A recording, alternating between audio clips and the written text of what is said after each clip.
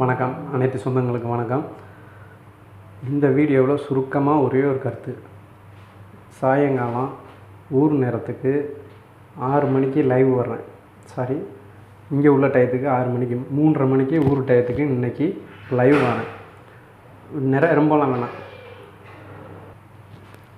அரை மணி நேரம் தான், ரொம்பலாம் இல்லை, அரை மணி நேரம் தான் லைவு. 10 பேர், ரொம்பலாம் இல்லை, 10 பேர் மட்டும் கமெண்ட் போட்டிங்கன்னா லைவ் கண்டிப்பாக போடுவேன்.